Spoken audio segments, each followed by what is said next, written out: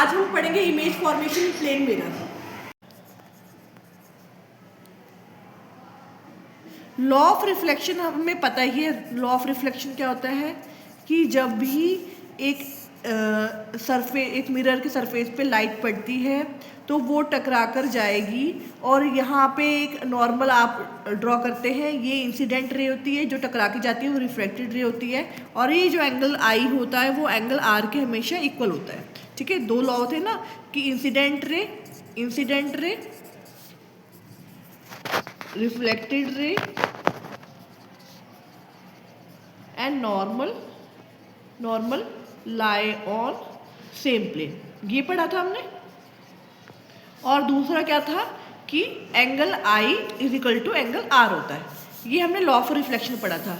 ये लागू किस पर होता है? सब पर, जितने भी मिरर्स हैं, चाहे वो प्लेन मिरर है, चाहे वो कॉनकेव मिरर है, चाहे वो कॉन्वेक्स मिरर है।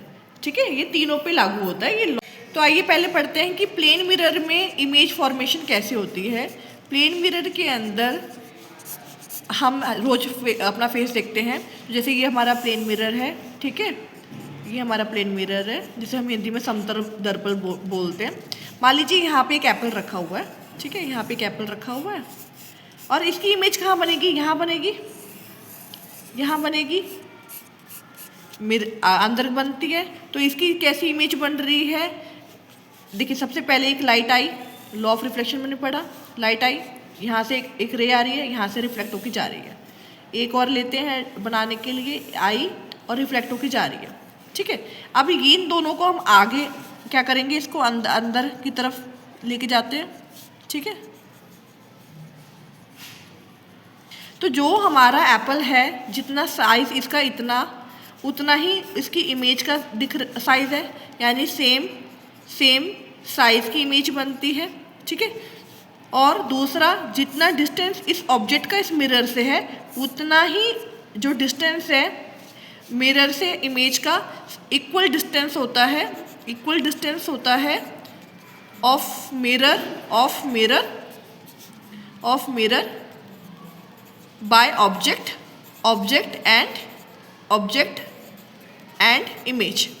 ठीक है, फिर हम कहते हैं कि ये जो सेम साइज की बन रही है, इक्वल डिस्टेंस है यहाँ से ऑब्जेक्ट का और यहाँ से इसका इमेज का, और कैसी है? क्योंकि अंदर की तरफ बनी है, तो कैसी बनी है? ये वर्चुअल है, क्योंकि ये इधर गई है, ये अपीयर टू मीट पर, असली में आप रे तो मीट नहीं कर रही है, तो अपीयर टू मीट कर रही है। तो यहाँ पे क्या है? ये वर्चुअल बनी है हमारी, अंदर की तरफ मिरर के अंदर वर्चुअल बनी है। और कैसी बनी है? जैसा एप्पल है इधर भी सीधा है, उल्टा नहीं हो गया।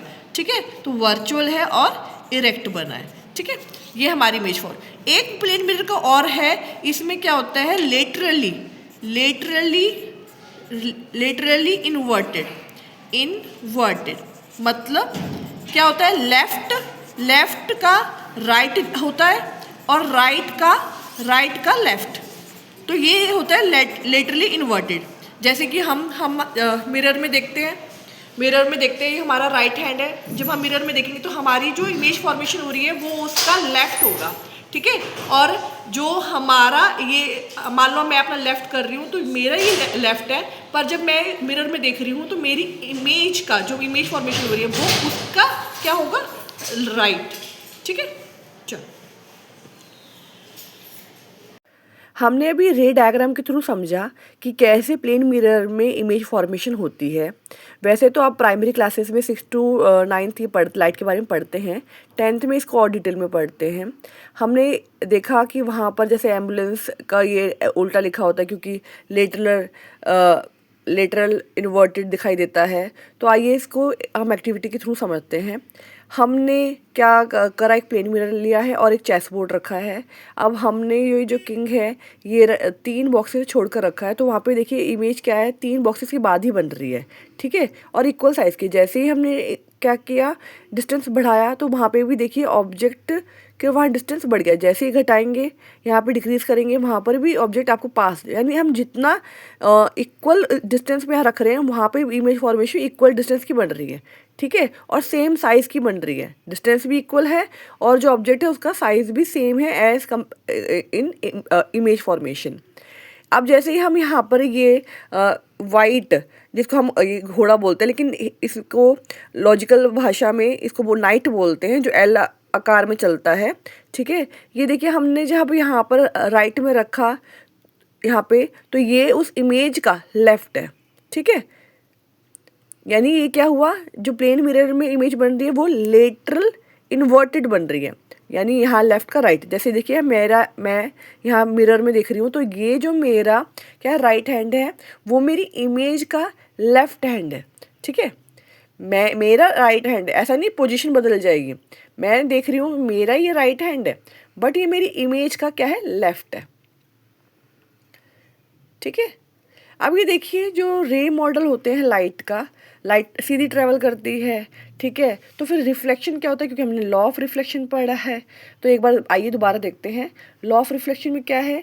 जब भी रे आती है वो रिफ्लेक्ट होकर जाती है, तो हम कहते हैं incident ray, reflected ray, normal lie on the same plane, angle i is equal to angle are.